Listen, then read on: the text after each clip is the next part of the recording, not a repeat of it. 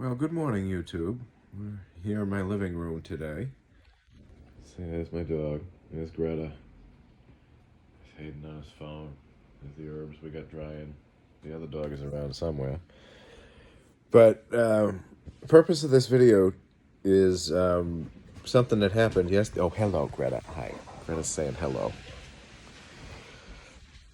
It's something that happened yesterday. I woke up feeling fine, aside from a little bit of pain on the inside of my right thigh. And it was, I had gotten up a couple of times during the night to pee or whatever. And it felt like there was a pimple or an ingrown hair there, so I didn't really worry about it. I didn't go too crazy about it. But I got up in the morning and I felt fine. I did my usual daily chores and everything that I do. And I actually started baking bread. And the bread came out horrible, by the way. It came out terrible. But it didn't rise the way I wanted. But so anyway, the thing on my inner thigh, I look at it and it's this red spot about that big in the middle of a black and blue spot about that, well, not black and blue, kind of like pinkish and blue, about that big, and it hurts to the touch and it feels hot to the touch. So I'm thinking it's an ingrown hair, and I try to squeeze it, and nothing comes out, and it hurts 10 times more. So I go and ask my wife. I say, what is this? What does this look like to you? She says, you got bit by a tick. You need to go to the emergency room. I said, I do not need to go to the emergency room. That's silliness. I don't need to go to the emergency room. And she said, no, Normal's over there yelling. She said, no, you need to go to the emergency room because if you don't, it's it's gonna get really bad and you're gonna get sick. You're gonna be really sick and you're gonna end up in an ICU.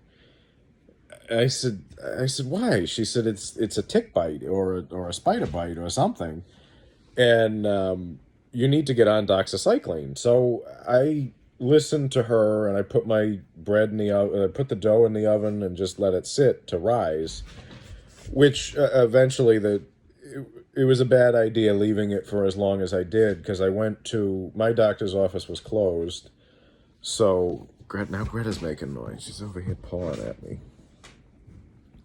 So I went to a little walk-in clinic over in Johnston, and they were they were fine. They knew what they were doing. But as I'm sitting in the waiting room, I'm starting to get like aches and pains. And I'm starting to get really cold, like freezing cold. So I got in there and I had a fever, but hello. Hi, my baby. Yeah. Okay, I'm in the middle of this. Yes, let me talk. I got in there and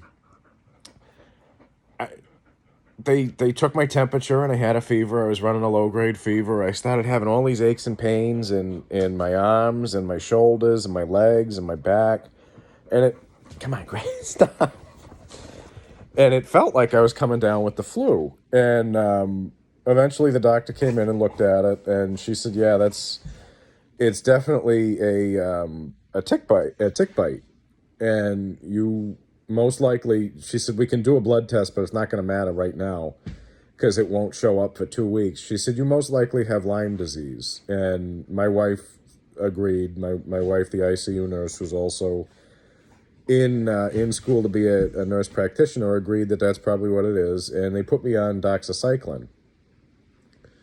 Now, I felt awful yesterday. Like, I felt really gross, really bad. And it came on within like 4 or 5 hours from waking up and starting my day. I felt great in the morning, and I got up, I did my normal things, I felt normal.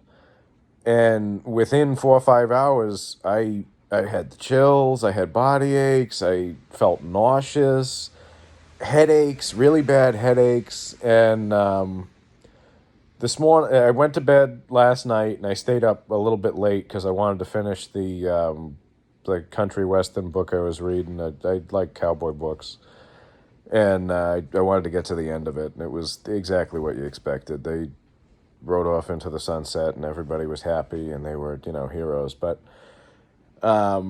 I stayed up a little bit later than I wanted to, and I ended up sleeping a little bit later than I wanted to this morning. And I woke up, I went to bed last night, and the thing on my leg looked horrible. Like it looked like it was going to start leaking pus or something. It looked bad. Like it looked like I would imagine what the bubonic plague looks like. And the doxycycline apparently overnight cleared it up a little bit. It's still there, and it's still very painful to the touch, but it looks a little bit better. I still feel like shit, honestly. My body hurts, my head hurts. I feel dizzy, nauseous.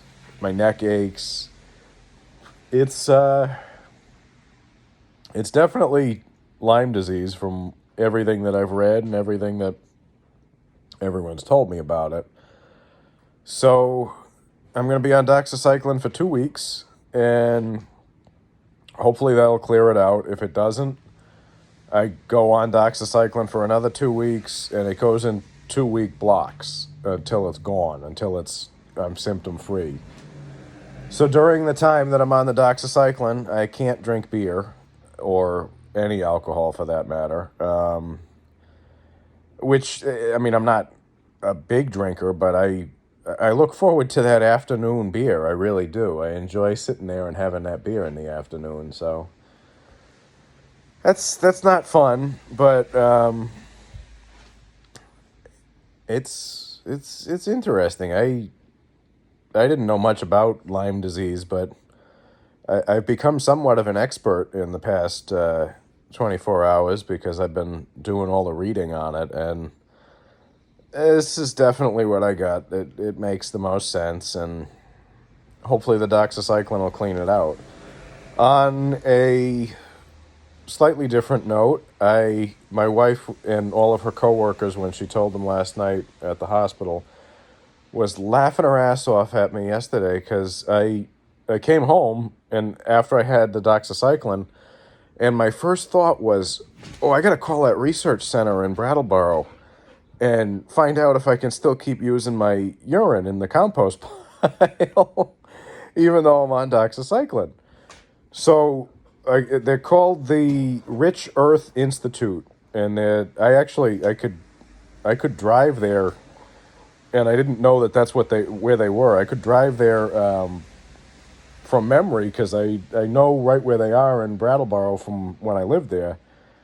And they do research on using human urine as fertilizer, as compost. So my worry was that I'm going to start introducing antibiotic-resistant bacteria. What do you have? Oh, she was eating something. My worry was that I was going to start introducing antibiotic-resistant bacteria into the environment, but they said if you're putting it in your compost pile and it's breaking down in the compost pile, that's where it's going to break down, and it's not going to be a problem. So that was good to know, because that way I could, continue to do what I'm doing. So luckily what we did do,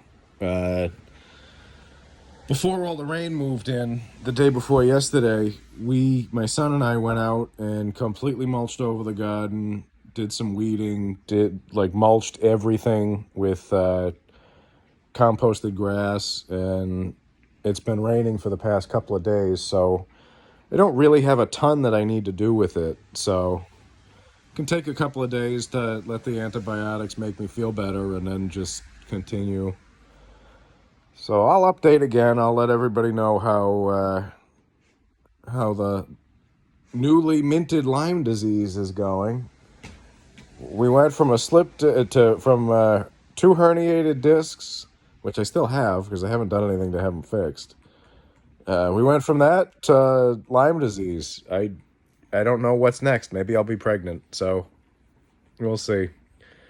Anyway, I hope wherever you are, you're comfortable and that God is with you. Thank you.